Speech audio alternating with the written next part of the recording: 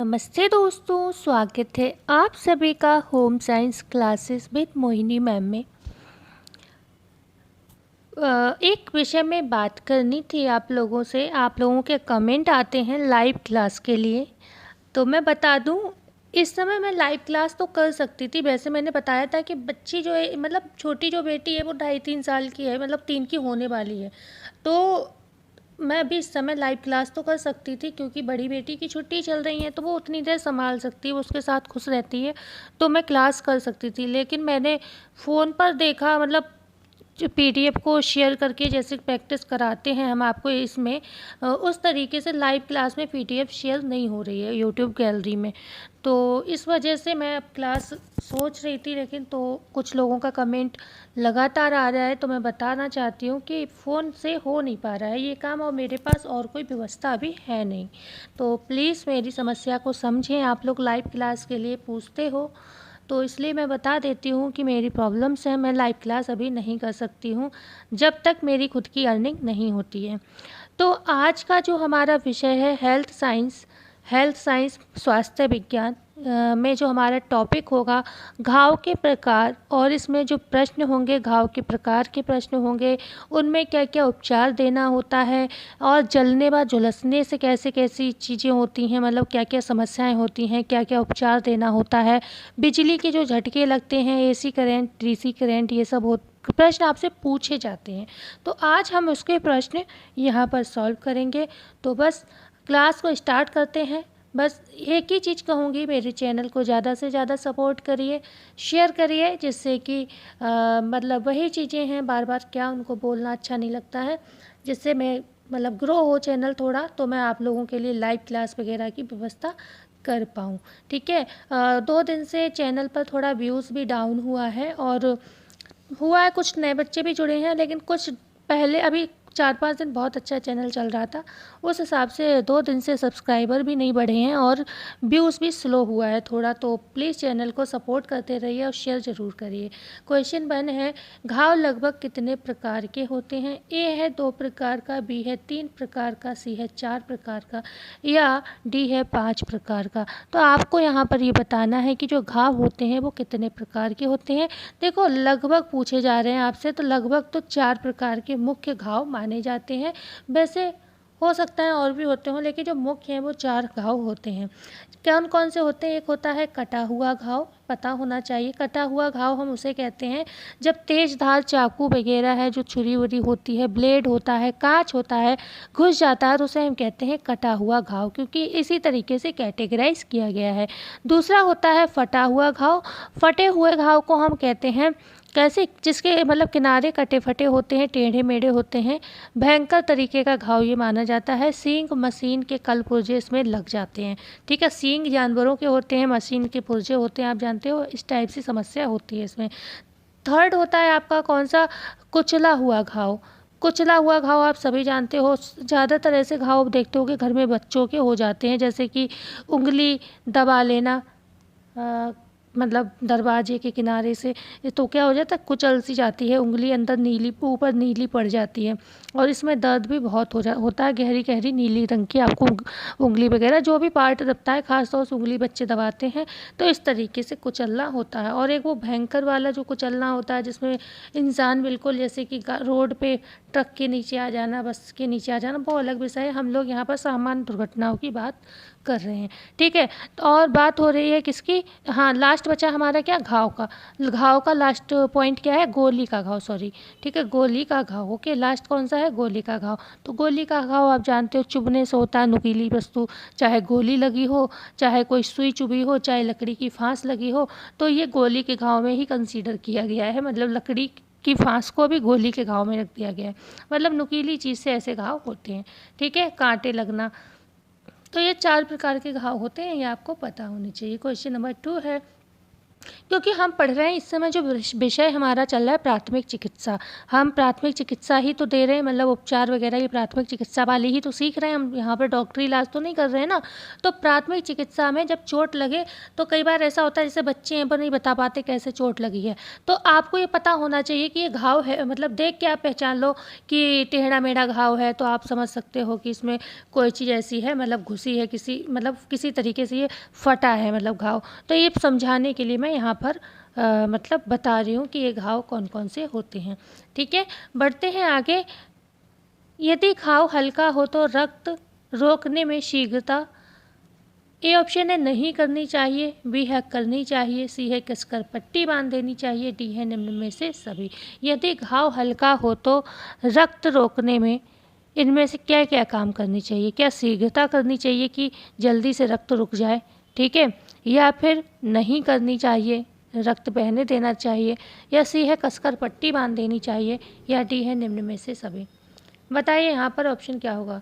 देखो ये मैं इतना थोड़ा रुक रुक के इसलिए बोल रही हूँ, जो लोग सोच रहे हैं लाइव क्लास, तो मैं चाहती हूँ आप लोग इसी को लाइव क्लास समझे। लाइव क्लास में यही तो होता है, आंसर आप लोग देते हो तो आप मन में आंसर दे लो, या हमारे जो कमेंट बॉक्स है वो तो खाली ही पड़ा रहता है, उसको कमेंट में आंसर देते रहिए, और जो उसके बाद मैं आंसर दूँ तो अपना मैच कर लीजिए। ओके, तो यदि घाव हल्का हो तो रक्त रोकने में शीघ्रता नहीं करनी चाहिए। ए ऑप्शन बिल्कुल सही होगा। क्यों नहीं करनी चाहिए भाई, क्यों नहीं शीघ्रता करनी चाहिए? जिससे कि अगर मान लो कोई चीज़ लगी है, कोई भी चीज़ ऐसी लगी है, मतलब लोहे की या कुछ भी है, तो उसमें जो इन्फेक्शन आपका गया है तो वो क्या है, वो बाहर निकल जाए। अब भाई कोई गहरी चोट है, जैसे मान लो कोई धमनी वगैरह आपकी फट गई है, तब तो रोकना ब्लड मजबूरी होता, क्योंकि उसमें ब्लड इतना ज़्यादा बहता है कि आप नहीं रोकोगे तो व्यक्ति मर जाएगा।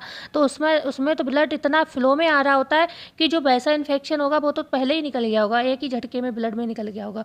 लेकिन जब धीरे हल्की चोट होती है तो ब्लड भी धीरे धीरे आता है, और ज़्यादा ब्लड नहीं निकलता है तो उसे निकलने देना चाहिए, नहीं तो क्या होगा, वो इन्फेक्शन अंदर रह गया तो दिक्कत हो जाएगी। तो जब ब्लड निकल जाए थोड़ा, फिर उसकी क्लीनिंग कर देनी चाहिए, एंटीसेप्टिक घोल लगाकर, जिस पे जो भी दवाई वगैरह हो, जैसा घाव हो, पट्टी बांध देनी चाहिए। क्वेश्चन नंबर 3 है, निम्नलिखित में से किस घाव के अधिक विषैला होने की संभावना अधिक रहती है? इनमें से ऐसा घाव है जो ज़्यादा विषैला होने की संभावना जो होती है बढ़ जाती है।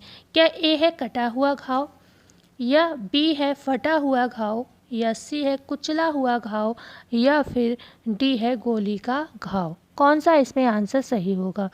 तो ये जो घाव होते हैं इनके विषैले होने की संभावना अधिक होती है, वे होते हैं फटा हुआ घाव। ठीक है, वी ऑप्शन बिल्कुल करेक्ट होगा।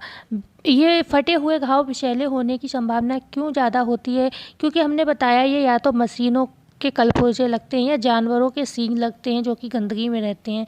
ओके, तो ये जो पुर्जे होते हैं तरह तरह के, वो बहुत दिनों से उनकी कोई क्लीनिंग तो होती नहीं है, तो वो क्या है, उनमें विषैलापन ज़्यादा होता है। और तुरंत ऐसी चीज़ अगर लगती है तो आपको जो भी चाहे इंजेक्शन है या जो भी है वो व्यवस्था कर लेनी चाहिए, लगवा लेनी चाहिए।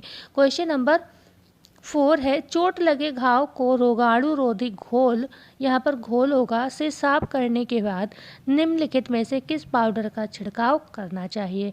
ए ऑप्शन है नवरत्न पाउडर, बी है पॉन्ड्स पाउडर, सी है एंटीसेप्टिक पाउडर, डी है बोरो कैलेंडुला पाउडर। मान लो कोई चोट लगी है, ठीक है, तो उसमें क्या है, आपने रोगाणुरोधी घोल से साफ कर लिया है, उसके बाद इनमें से कौन सा पाउडर आपको वहाँ पर लगाना चाहिए जो कि आपके घाव को फ़ायदा करे और उसमें इन्फेक्शन कोई एक्स्ट्रा ना जा पाए? तो कौन सा पाउडर लगाओगे भाई? रोगाणुरोधी जीवाणु रोधी घोल से तो हमने साफ कर लिया, ठीक है, तो एंटीसेप्टिक तो वैसे ही कट जाएगा। ओके, पॉन्ड्स पाउडर भी जानते हो एक नॉर्मल यूज़ का पाउडर है, और नवरत्न पाउडर भी एक ठंडा पाउडर है, गर्मियों में इस्तेमाल किया जाने वाला। तो डी ऑप्शन हमारा करेक्ट होगा। बोरो कैलेंडुला पाउडर जो होता है, बोरो कैलेंडुला जो पाउडर होता है वो क्या करता है, चोट लगे घाव को साफ करने के बाद छिड़का जाता है। ठीक है, बढ़ते हैं आगे। और ये प्रश्न भी पूछा गया है और आगे जो प्रश्न आएंगे वो भी पूछे गए। ये प्रश्न सच में इम्पॉर्टेंट है। ये जो प्रश्न ऐसे प्रश्न ये इम्पॉर्टेंट क्यों है? इसलिए है क्योंकि हम लोग जब कंपटीशन की तैयारी करते हैं तो हम बड़े बड़े लेवल की बुक पढ़ते हैं, और ये जो बुक लाई हूँ मैं SCERT। और आपको प्लस एक चीज़ और बताऊँ, मैं मतलब कल नहीं, आज सुबह की ही बात है, हाँ मैं शाम को क्लास रिकॉर्ड कर रही हूँ, तो मतलब आपको जब ये वीडियो मिलेगी तब ये बात कल की ही हो जाएगी, क्योंकि मैं एक दिन पहले रिकॉर्ड करती हूँ और आपको दूसरे दिन सुबह वीडियो अपलोड करती हूँ। तो मैं सुबह पढ़ रही थी तो क्या हुआ, मैं एनसीईआरटी पढ़ रही थी, तो उसमें भी हमने जो आपको हेल्थ साइंस के प्रश्न करा दिए हैं, जल से होने वाले रोग वगैरह के, उसमें जैसे बहुत सारे प्रश्न उसमें मुझे अलग मिल रहे थे, नए मिल रहे थे। तो मेरे मन में आ रहा था कि मैंने गलती कर दी, एक साथ ही सारी बुक्स को मतलब पढ़ते रहते और सारे प्रश्न निकाल के एक बार में ही आपको सॉल्व करा देते, क्योंकि अब मुझे फिर सेम अगर वॉल पेपर में लगाती हूँ तो आप लोगों को लगेगा मैम सेम क्वेश्चन ले आई, लेकिन उसमें अलग क्वेश्चन मिल रहे हैं बहुत सारे, जो कि एससीईआरटी में थोड़े कम मिले, उतने नहीं हैं। हाँ, मतलब बराबर ही हैं, पर उसमें कुछ प्रश्न दिए हुए हैं, इसमें अलग प्रश्न दिए हुए हैं, कुछ प्रश्न इसमें हैं उसमें नहीं है, कुछ प्रश्न उसमें हैं इसमें नहीं है, तो ये डिफरेंस है। तो मैं आज सुबह सोच रही थी कि अगर अब मैं इसकी प्रैक्टिस कराऊंगी तो सेम वॉल पेपर लगाऊंगी तो बच्चे कहेंगे मैम वही रिपीट किए जा रही हैं। मैं मन में सोच रही थी, लेकिन उसमें प्रश्न बहुत अलग हैं, लेकिन मैं उसको कराऊंगी ज़रूर, चाहे मुझे वीडियो में बीच बीच में डालने पड़े वो प्रश्न, लेकिन सच में बहुत इंपॉर्टेंट है एनसीईआरटी में प्रश्न, वो प्रश्न पूछे भी आपसे जाते हैं। तो ये सारे प्रश्न एससीईआरटी एनसीईआरटी के हैं, तो इसे ज़रूर सब लोग शेयर करिएगा और ज़्यादा से ज़्यादा हमें सपोर्ट करिएगा, क्योंकि ऐसा कंटेंट बहुत कम आपको को मिलता है वही चीज़ें मिलती हैं। आप मंजू पाटनी पढ़ लेते हो, रीना खनूजा पढ़ लेते हो, वृंदा सिंह मैम को पढ़ लेते हो, मतलब जो भी हैं हाई लेवल की पढ़ लेते हो आप लोग बुक्स ऑफ प्रैक्टिस यूट्यूब पर, लेकिन जहाँ से हमारा टीजीटी पीजीटी पूछा जाता है वो चीज़ नहीं पढ़ पाते हो, बहुत कम मिलता है। ठीक है, तो इस चीज़ को मैं आपको करा रही हूँ, बहुत ढूंढ ढूंढ कर ला रही हूँ, जो कि इंटर क्लास तक की कोई बुक पढ़ना भी नहीं चाहता, लेकिन मैं पढ़ रही हूँ क्योंकि मुझे आपको पढ़ाना है। ठीक है, तो क्वेश्चन पढ़ लीजिए 5, यदि रोगी का घाव कुचला हुआ हो तो निम्नलिखित उपचार करने चाहिए। ए है रोगाणु रोधी से साफ करके बर्फ की सिकाई करें। बी है ग्लूकोज का पानी पीने को दें। सी है घायल को हवादार स्थान में लिटाएं। डी है निम्न में से सभी। देखो चोट सभी हैं, लेकिन थोड़ा बहुत डिफरेंस आपको हर चोट में दिखेगा। जैसे यहाँ पर कहा यदि रोगी का घाव कुचला हुआ हो, तो कुचले हुए घाव में जो है क्या है, आपको ग्लूकोज का पानी उसको पिलाना पड़ेगा, क्योंकि कहीं ना कहीं मांसपेशियाँ क्षतिग्रस्त हुई हैं, और मांसपेशियाँ में आप जानते हो क्या होता है, ग्लूकोज स्टोर होता है, तो वो उसकी भी टूट फूट हो जाती है। ठीक है, तो कहने के लिए यहाँ पे ग्लूकोज का पानी देना है, उसको ढाढ़स तो खैर बंधाना ही है चोट अगर ज़्यादा है। ओके, और पहला रोगाड़ी रोधी से साफ करें और बर्फ की सिकाई करें, ये भी बिल्कुल सही है, ये भी करना होगा, और बी भी करना होगा और सी भी करना होगा। घायल को हवादार स्थान पर लिटाल के रखें, तो डी ऑप्शन यहाँ बिल्कुल सही हो जाएगा। ठीक है, क्वेश्चन नंबर 6 है, यदि घाव गोली नुकीली वस्तु या लकड़ी की फांस तथा कांटे के लगने से हुई है तो ए है रोगाणु रोधन से घाव को साफ करें। बी है मर्क्यूरी को रम भिगोकर घाव पर रखें। सी है केवल भी सही है। डी है ए व बी दोनों सही है। यदि घाव गोली या नुकीली वस्तु या लकड़ी की फांस तथा कांटे के लगने से हुई है तो इनमें से आप कौन सा उपचार सर्वप्रथम करेंगे, बताइए।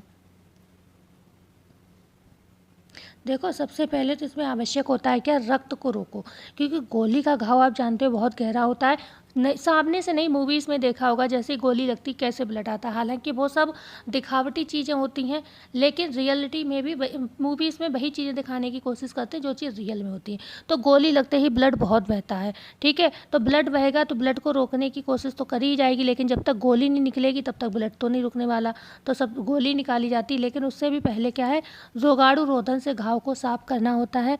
ठीक है, दूसरा क्या करना होता है, उसमें मर्क्यूरी कोरम जो होता है उसको भिगोकर घाव पर रखा जाता है। जो मर्क्यूरी कोरम होता है उसमें क्या करते हैं, पट्टी को भिगोकर या जो भी रुई वगैरह उसे भिगोकर घाव पर रखा जाता है। ठीक है, तो यहाँ पर क्या है, डी ऑप्शन सही हो जाएगा, ए व बी दोनों सही हैं। ओके, क्वेश्चन नंबर 7 है, तो याद रखना गोली के घाव में मर्क्यूरी कोरम का इस्तेमाल होता है और फटे हुए घाव में बोरो कैलेंडुला पाउडर का यूज़ होता है। तो ये दोनों का डिफरेंस याद रखिएगा। क्वेश्चन नंबर 7 है, निम्नलिखित किस प्रकार के घाव में सेप्टिक टिटनेस बनने की संभावना अधिक रहती है। कुचले हुए घाव में, फटे हुए घाव में, गोली का घाव में, कटा हुआ घाव में। तो सबसे ज़्यादा जहाँ पर आपके नुकीली चीज़ लगेगी, जैसे आपको बताया मैंने क्या, लकड़ी की फांसी, लकड़ी तो चलो एक बार को मैं मान सकती हूँ, लेकिन सुई है, कील है, गोली है, ये चीज़ें लोहे की होती हैं। अगर ये चीज़ें लगेंगी तो क्या है, आपको सेप्टिक टिटनेस होने की संभावना ज़्यादा रहेगी, तो गोली का घाव यहाँ आंसर होगा, मेन आंसर ये होगा। लेकिन हमने एक बात और की थी, किसकी बात की थी, हमने कहा था उस समय कि ये भी विषैला होता है, मतलब बहुत ज़्यादा विषैले घाव होते हैं। कौन से, फटा हुआ हुआ घाव, तो दूसरे नंबर पे हम बी को रख सकते हैं। अगर आपको गोली वाला घाव नहीं मिलता है तो आप फटे हुए घाव को कहेंगे, इसमें टिटनेस होने की संभावना ज़्यादा रहती। लेकिन 4 ऑप्शन दिए हैं तो सी ज़्यादा होगा, क्योंकि इसमें तो पता है लोहे से लग रही है, लोहे से सबसे ज़्यादा संभावना बढ़ जाती है टिटनेस होने की। क्वेश्चन नंबर 6 होती है, क्वेश्चन नंबर 6 है, शुष्क आग से व्यक्ति डैश जलता है, मतलब बर्निंग होती है उसकी, या झुलसता है, स्क्रैचेस पड़ जाते हैं। सी है दोनों सही हैं, डी है केवल ए सही है। बताइए, बात हो रही है शुष्क आग की। आपने इस हिसाब से प्रश्न को नहीं पढ़ा होगा। जलना और झुलसना तो हम नॉर्मल भाषा में बोलते हैं, लेकिन ये भी डिफरेंस होता है कि कौन सी शुष्क आग होती है, ठीक है, और कौन सी किस आग से हम झुलसते हैं, ये भी दोनों का डिफरेंस होता है। तो जलना जो होता है किस आग मतलब जो शुष्क आग से क्या होता है, जलना होता है, बर्निंग होती है, ठीक है, ए ऑप्शन करेक्ट होगा। शुष्क आग से व्यक्ति कैसा होता है, जलता है। ध्यान रखिएगा, ये बात बिल्कुल अलग है, बिल्कुल। जैसे कि जब आग से हम जलते हैं तो हमारी जो त्वचा कैसी होगी, जलेगी। देखो डिफरेंस याद रखना, जब जलेगी तो त्वचा कैसी पड़ेगी, लाल व काली हो जाएगी, ठीक है, लाल व काली पड़ जाएगी जब जलेगी त्वचा। ओके, ध्यान रखिएगा। झुलसना हमेशा कैसा होता है, तरल पदार्थों से होता है, ठीक है। हम नॉर्मल भाषा में हमारे छाले से हल्की या स्किन वैसी हो जाती तो हम कहते हैं हम झुलस गए हैं, लेकिन देखो डिफरेंस देखो, हम लोग जो नॉर्मल भाषा में बोलते हैं और रियल लाइफ में थोड़ा अंतर होता है, ठीक है। झुलसना हम उसको कहते हैं जो तरल पदार्थों से होता है, और जलना हम उसे कहते हैं जो शुष्क आग से होता है। जैसे हम आग से जल जाते हैं, बिजली से जल जाते हैं, गर्म पानी से जल जाते हैं, गर्म तवा से जल जाते हैं, तो क्या होता है, इसे हम शुष्क जलना कहते हैं। ध्यान, इतना याद रहेगा, याद रहेगा ना। जैसे कि अगर बात करें झुलसने की, हमने कहा तरल पदार्थों से झुलसते हैं, तो जैसे उबला पानी गिर गया, दूध गिर गया, घी या तेल गिर गया, तो इन चीज़ों से जब हम जलते हैं, या भाप जो होती है ना, हम एकदम पानी वगैरह कुछ बॉईल हो रहा हो, एकदम से हाथ से प्लेट हटा देते हैं, तो जो भी उंगली है, जो भी हाथ, एक बार मेरे साथ ये हुआ था। मैं छोटी थी, ज़्यादा बड़ी नहीं थी, तो पता नहीं क्या पानी उबल रहा था, अब तो इतना भी याद नहीं रहा कि चाय का वो था, तो मैंने एकदम से हटा दिया तो मेरे अंगूठे में आई, तो नाखून के पास जो मेरा अंगूठा था वो फूल गया था। मुझे याद है अभी भी, क्योंकि मुझे जलने में बहुत दर्द होता है, ज़रा सा भी जल जाता है तो मैं बहुत डर जाती हूँ। मैं सुन लूँ कोई जल गया तो मुझे, मतलब क्योंकि मैंने कहीं पढ़ा है कि व्यक्ति जो जलता है, जो व्यक्ति, उसको जलने से ज़्यादा क्या होता है, उसका कष्ट जो होता है उसकी जान ले लेता है। मतलब कोई व्यक्ति है जो आग से जल जाता है, उसके साथ पता है क्या होता है, मतलब ऐसा माना गया वो जलता कम है, लेकिन जो उसका दर्द होता है इतना भयंकर वाला होता है, उससे मर जाता है। तो मैं जलने से बहुत डरती हूँ, बहुत ज़्यादा। तो मैं तब जली थी, मुझे उसका दर्द आज भी याद है, ठीक है। तो हमेशा याद रखना, जो उबला पानी, दूध, घी या तेल है, उससे हम झुलसते हैं, ये डिफरेंस होता है दोनों का। ओके, बढ़ते हैं आगे। क्वेश्चन नंबर 9 है, जलने के प्रकार को मुख्यतः कितने वर्गों में विभाजित किया जा सकता है? 2 वर्गों में, 3 वर्गों में, 4 वर्गों में, 5 वर्गों में। तो जलने के प्रकार को कितने वर्गों में विभाजित कर सकते हैं? तो इसे हम बांट सकते हैं 3 वर्गों में, ठीक है। जलने के प्रकार को हम 3 वर्गों में बांट सकते हैं। नंबर 1 है, जब त्वचा क्या होती है, त्वचा जो होती है, स्किन होती है, पूर्णतः नष्ट हो जाए, ठीक है, पूर्णतः क्या हो जाए, नष्ट हो जाए। ओके, तो शॉर्ट में लिख देती हूँ, मेरी समस्या समझें आप लोग, उंगली से लिखने में दिक्कत होती है। त्वचा पूर्णतः नष्ट हो जाए, ठीक है, ये ऑप्शन आपको समझ में आ गया। या फिर जिसमें लाल या झुलस जाती है, मतलब जलना भी हो सकता है इसमें और झुलसना भी हो सकता है, लेकिन त्वचा नष्ट होती है, इतना याद रखना, या फिर लाल पड़ेगी। त्वचा का नष्ट होना या फिर लाल पड़ना, ये 2 कंडीशन होती है। पहला प्रकार ये होता है जलने का। दूसरा जो प्रकार होता है उसमें फफोले पड़ जाते हैं। फफोले कभी भी फोड़ने नहीं चाहिए। अगर फफोला फूट गया तो इसमें सच में बहुत दर्द होता है, क्योंकि ये छोटी छोटी चीज़ें, तो अगर आपने रसोई में कभी खाना बनाना सीखा होगा स्टार्टिंग में, तो हम लोगों ने छोटी छोटी गलतियाँ की हैं। ऑयल के छींटे आ गया, वो फूट गया तो उसमें बहुत दर्द हुआ। ये जब तक वो फूला रहेगा दर्द नहीं होता उसमें, लेकिन जब फूट जाता है तो भयंकर वाला दर्द होता है। तो फफोले जो होते हैं, और फिर इन्फेक्शन होने का भी डर बढ़ जाता है। तो ध्यान रखना, फफोले कभी फोड़ने नहीं चाहिए। तो मतलब दूसरा प्रकार जलने का क्या होता है, फफोले पड़ जाना। या तीसरा जो प्रकार होता है वो होता है जिस स्थान पर जला है उसके क्या होते हैं, स्नायु तंतु। स्नायु जो तंतु होते हैं, आप जानते हो, स्नायु तंतु जो होते हैं ना, वो भी क्या होते हैं, नष्ट हो जाते हैं बिल्कुल।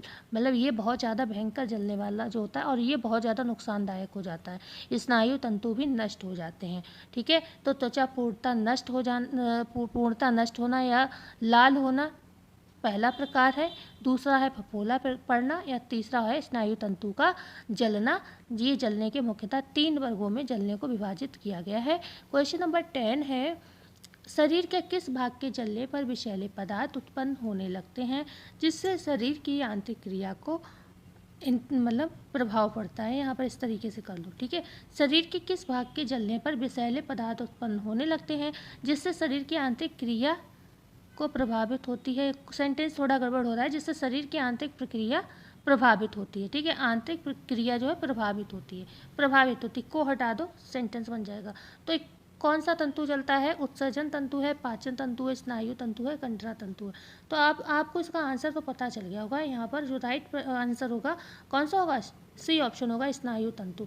स्नायु तंतु को हम क्या कहते हैं? लिगामेंट कहते हैं, ठीक है। लिगामेंट कहते हैं जो हड्डी को हड्डी से जोड़ता है। जब लिगामेंट जो होता है हड्डी को से जोड़ता है, जब ये चीज़ जल जाती है तो पूरा मतलब सब कह सकते हो वहाँ का मांस जल जाता है और बहुत ज़्यादा दिक्कत होती है, फिर बहुत ज़्यादा डिफ़िकल्ट हो जाती है और इससे क्या होता है? हमारी आंतरिक क्रिया प्रभावित होती है, ठीक है। आंतरिक मतलब इनमें से ऐसा कौन सा जलना है जिसमें विषैले पदार्थ उत्पन्न होने लगते हैं? तो ध्यान रखना, स्नायु तंतु। देखो क्वेश्चन देखिएगा, कौन सा ऐसा तंतु है जिसके जलने पर आंतरिक क्रिया प्रभावित होती है? तो एक प्रश्न तो ये हो गया, स्नायु तंतु के जलने पर आंतरिक क्रिया प्रभावित होती है। दूसरा क्या होता है? इससे विषैले पदार्थ बनते हैं, ठीक है। विषैले पदार्थ उत्पन्न होने लगते हैं स्नायु तंतु के जलने पर, ठीक है। क्वेश्चन नंबर 11, निम्नलिखित में से कौन सा उपचार जलने या झुलसने की स्थिति में करना आवश्यक है? ए है गाढ़ी ठंडी चाय व कुचले आलू लगाना, बी है बरनाल व अमोनिया का घोल लगाना, सी है नारियल का तेल व चूने का पानी लगाना, डी है निम्न में से सभी सही है। बताइए कौन सा आंसर सही होगा।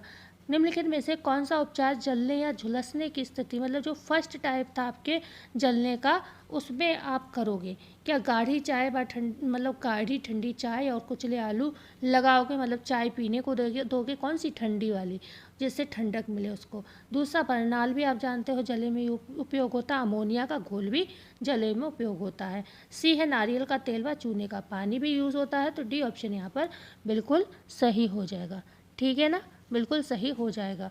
और अगर मान लो कोई चीज़ चिपक गई है, कोई कपड़ा ऐसा है सिंथेटिक फाइबर पहन रखा हो, कुछ भी कर रखा है ऐसा कपड़ा जो चिपक गया हो, तो उसे क्या है, मतलब एकदम नहीं छुड़ाना चाहिए, नहीं तो त्वचा बहुत ज़्यादा छिल जाएगी। तो उसमें क्या करना है आपको? नारियल का तेल लगाकर, ठीक है, नारियल का तेल लगाकर फिर उसे हल्के हल्के छुटाना। भाई दर्द तो होगा, जलने में दर्द तो होता है, लेकिन कोई नहीं, अब हौसला तो रखना ही पड़ेगा। और सबसे बड़ी चीज़ है मतलब जब भी ऐसी समस्या हो तो व्यक्ति को ढाढ़स बंधाना, कि उसे ये समझाना कि कुछ नहीं हुआ है, बिल्कुल ठीक हो तुम, ठीक है।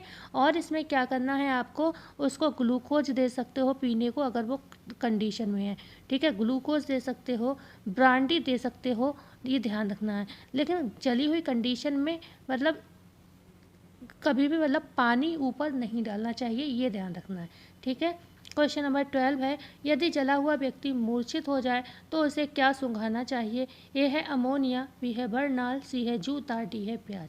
तो जला हुआ व्यक्ति जब भी मूर्छित हो जाए, अच्छा इसका आंसर आप कमेंट में देंगे। 12 नंबर का क्वेश्चन है, इनमें से एक आंसर आप कमेंट में हमें जरूर दें। मैं आंसर दे दूँ? ठीक है, मैं देती हूँ आंसर। अगर व्यक्ति जला हुआ है और उसे मतलब बेहोश हो रहा है तो आप उसे अमोनिया सुखाएंगे, ठीक है। ए ऑप्शन करेक्ट हो जाएगा। क्वेश्चन नंबर 13, यदि वस्त्रों में आग लग जाए तो निम्नलिखित कार्य नहीं करना चाहिए। ए इधर उधर भागना, बी जमीन पर लिटाना, सी कंबल दरी, यहाँ पर दरी होगा, ठीक है, दड़ी, अन्य मोटे वस्तु से ढकना, डी पानी नहीं डालना। इनमें से जब वस्त्रों में आग लग जाए तो निम्नलिखित कार्य नहीं करना चाहिए। क्या कार्य नहीं करना चाहिए? अच्छा, दो ऑप्शन सही हो गए, ठीक है। एक तो इधर उधर भागना नहीं चाहिए, ठीक है, इधर उधर भागना नहीं चाहिए, और डी है पानी नहीं डालना, ठीक है। ये कार्य हमें,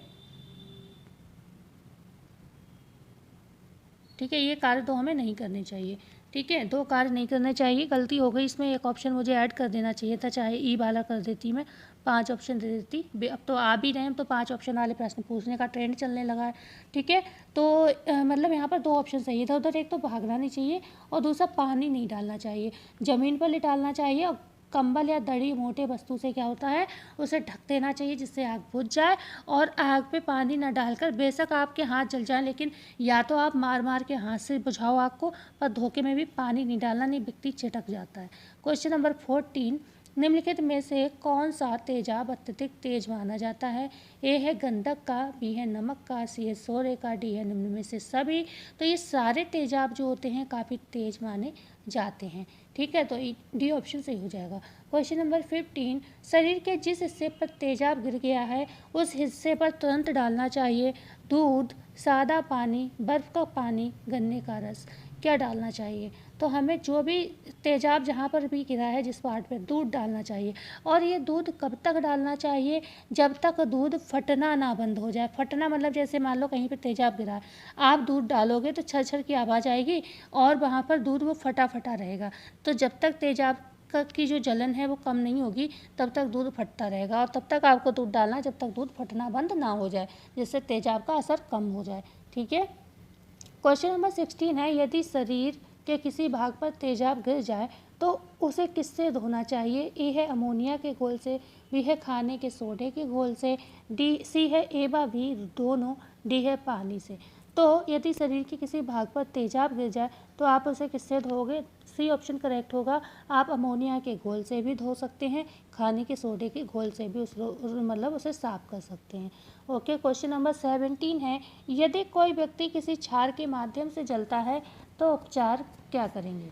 यदि कोई व्यक्ति किसी क्षार के माध्यम से जलता है तो जले हुए भाग पर सिरका, नींबू का रस लगाएंगे, दूध डालेंगे, अमोनिया या खाने का सोडा डालेंगे, डी है निम्न में से सभी। देखो बात किसकी है, क्षार से जल रहा है तो क्षार है तो आपको अम्ल का इस्तेमाल करना पड़ेगा। क्षार है तो आपको किसका इस्तेमाल करना पड़ेगा? अम्ल। और अम्ल ये कौन होता है? सिरका और नींबू। सिरका का पीएच कितना होता है?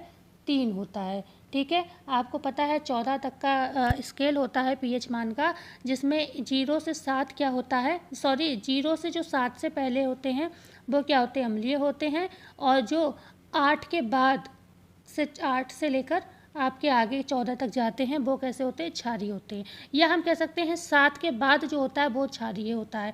क्यों होता है? क्योंकि 7.4 जो होता है रक्त का पीएच होता है 7.4, तो हम उसको क्या कहते हैं? हल्का क्षारीय। हल्का क्षारीय मतलब 7 से ही शुरू हो जाता है। और 7 क्या होता है? न्यूट्रल होता है। जैसे कि पानी है हमारा, न्यूट्रल होता है, उदासीन होता है, तभी तो हम पीते हैं। अगर वो अम्लीय या क्षारीय होगा, हम रोज़ उसे पियेंगे तो वो हमारा नुकसान करेगा। और वो भी आप जानते हो पानी की मात्रा हमें अच्छी पीनी होती है, ये तो है नहीं थोड़ा बहुत नींबू के रस की तरह निचोड़ना है ना, तो वो हमें नुकसानदायक हो जाएगा। इसलिए पानी कैसा होना चाहिए? हमेशा उदासीन होना चाहिए, न्यूट्रल होना चाहिए। तो नींबू का पीएच 3, ब्लड का पीएच 7.4 और पानी का पीएच 7, आपको ये तीनों पीएच पता चल गए होंगे। तो यहाँ पर हमने क्वेश्चन क्या पूछा? किससे जला है? क्षार से जला है, तो आप अम्लीय उपचार करेंगे, तो ये ऑप्शन सही हो जाएगा। ठीक है, ये ऑप्शन करेक्ट हो जाएगा। क्वेश्चन नंबर 18, बिजली की धाराएं कितने प्रकार की होती हैं? 1, 2 है, ए ऑप्शन है 2 प्रकार की, बी है 3 प्रकार की, सी है 4 प्रकार की, डी है 5 प्रकार की। जो बिजली की धाराएं होती हैं बच्चों, वो कितने प्रकार की होती हैं? 2 प्रकार की होती हैं।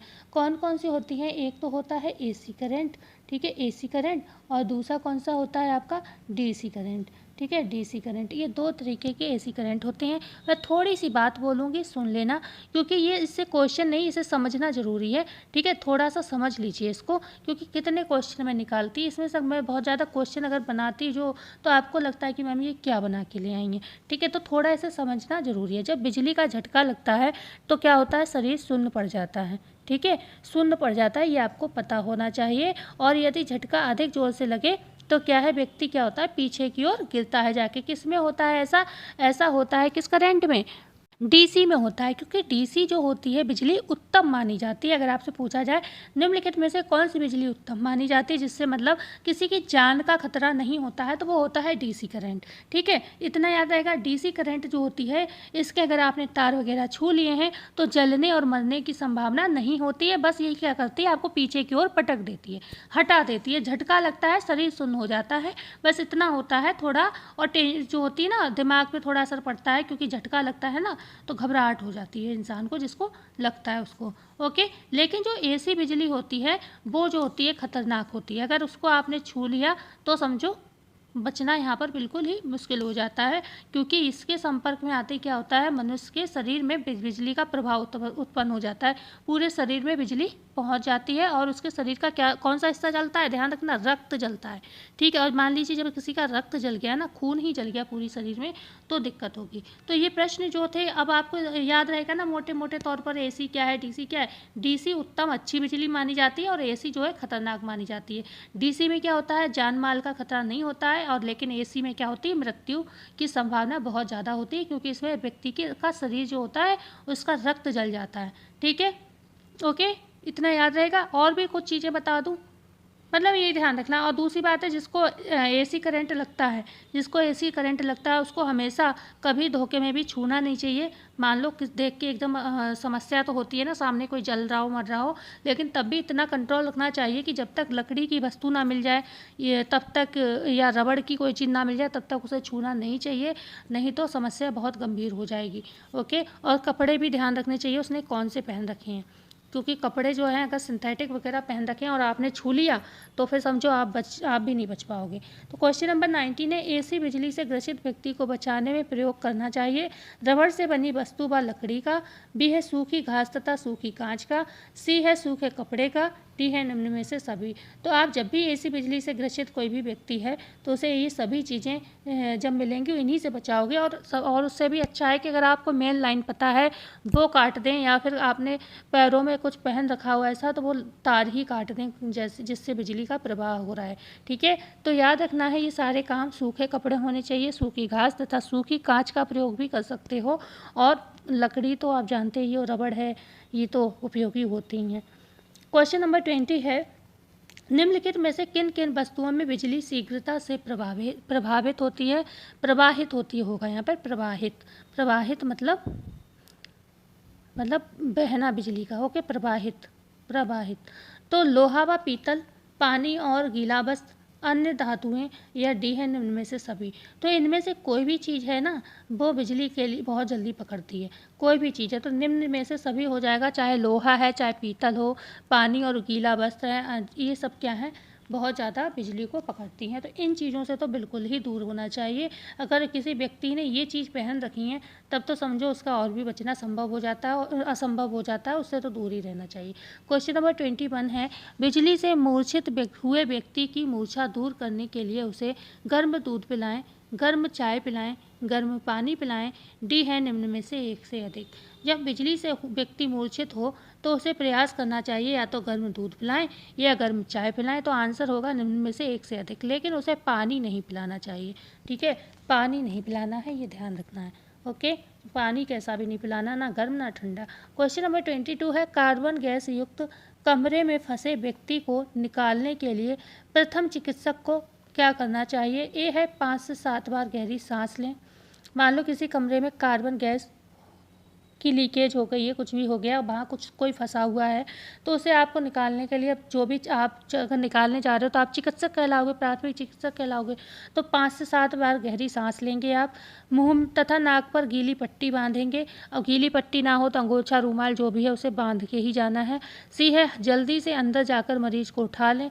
डी है निम्न में से सभी, मतलब उठाकर बाहर लें। तो यहाँ पर सभी सही हैं, बस मुझे आपको समझाना था यहाँ पर क्या चीज़, मेनली मुझे ये लाइन समझानी थी आपको, मुंह तथा नाक पर गीली पट्टी को बांधें। कई बार ऐसा होता है हमारे यहाँ लोगों को जानकारी नहीं, कहीं गैस का प्रवाह होता है तो हम लोग नॉर्मल चले जाते हैं और जिसको बचाने जाते हैं वो ना वो बचता है ना हम खुद बचते हैं। ठीक है, तो हमेशा कहीं ऐसी गैस का लीकेज है कि इस तरीके की जहाँ कोई फंसा है और निकालना ज़रूरी है, भाई कोई व्यक्ति फंसा है तो कोशिश तो करी ही जाती है, भले ही वो बचे ना बचे। तो उससे सबसे पहले आपको क्या करना है, 5 से 7 बार खूब गहरी सांस ले लो, जिससे नॉर्मल आप सांस जल्दी आपको, मतलब अंदर ऑक्सीजन की कमी ना हो। ठीक है, दूसरी मुंह तथा जो नाक है उस पर गीला कपड़ा बांधो। गीला कपड़ा अगर बांध लोगे तो गैस है वो आपके लिए इफेक्ट नहीं करेगी। सी है जल्दी से अंदर जाकर मरीज को उठाकर बाहर ले आएँ, और डी है निम्न में से सभी, वहाँ जाकर आराम ना करें क्योंकि आप भी में शिकार हो सकते हैं, इसलिए जाएं और जल्दी ले आएँ। मुझे ऑप्शन समझ में नहीं आया तो मैंने यही डाल दिया क्योंकि इसमें बहुत ज़्यादा नहीं था और जरा सा था। डेटॉल का मुख्य कार्य क्या है, जलन को दूर करना, घाव को कीटाणु रहित करना, सी है मूर्छा दूर करना, डी है रक्तस्राव करना। तो ये बहुत ईजी क्वेश्चन था, लेकिन मन आया कि चलो डाल देती हूँ। घाव को कीटाणु रहित करना डेटॉल का मुख्य कार्य होता है। क्वेश्चन नंबर 20, अच्छा रिपीटेड हो गया। क्वेश्चन नंबर 24 है, सर्प के काटने पर कटे हुए स्थान पर लगाते हैं। ए है बरनौल, बी है लाल मिर्च, सी है पोटेशियम, डी है नौशादर। तो जब भी सांप काटे तो हम क्या लगाते हैं? पोटेशियम लगाते हैं। सांप के काटने पे पोटेशियम लगाया जाता है। लाल मिर्च किसके काटने पे लगाते हैं? आप देखना, कुत्ता जब काटता है, ठीक है, तो हम लाल मिर्च पीस कर लगाते हैं। खासतौर से जो साबुत मिर्च होती है उसे कुचल कर लगाना चाहिए, ऐसा कहते हैं, ठीक है। और आप ही मत सोचना जब कुत्ता काटता है तो ये मिर्च आपके लगेगी। हाँ, ऐसा अगर आप जहरीला कुत्ता है तो मिर्च नहीं लगेगी आपके, ठीक है, ऐसा कुछ होता है। तो लाल मिर्च इसीलिए लगाई जाती है जहर को कम करने के लिए। बरनाल अभी हमने बताया जले हुए भाग पर लगाया जाता है। ओके, बढ़ते हैं आगे। क्वेश्चन नंबर 25 जो कि आज की क्लास का लास्ट प्रश्न होगा। निम्नलिखित में से किस रक्त नलिका के कट जाने से लगातार रक्त बहेगा? ए है सिरा, बी है नाड़ी, सी है तंतु, डी है धमनी। तो आपको पता है जब धमनी कटती है, ओके, हमने आपको बताया, पढ़ाया भी है शायद कल की क्लास में, धमनी जब कटती है तो सबसे ज़्यादा मतलब लगातार रक्त बहता है, इसीलिए इसमें रक्त रोकना बहुत ज़रूरी होता है, नहीं तो व्यक्ति की मृत्यु भी संभव हो जाती है। तो आज की क्लास आपको कैसी लगी हमें बताना ना भूलिएगा, और मुझे उम्मीद है आज की क्लास को आप लोग ज़रूर बहुत ज़्यादा शेयर करेंगे, और आप भी नए हैं तो ज़रूर सब्सक्राइब करेंगे, नए हों या पुराने हों, नहीं करा है तो ज़रूर सब्सक्राइब करेंगे, क्योंकि आपका सपोर्ट, आपका सब्सक्राइब, आपका शेयर, आपका लाइक, आपका कमेंट ही हमें आगे लेकर जाएगा, और मुझे आप लोगों से उम्मीद है आप ऐसा ज़रूर करेंगे। मिलते हैं ऐसी ही वीडियो में, जब तक के लिए धन्यवाद।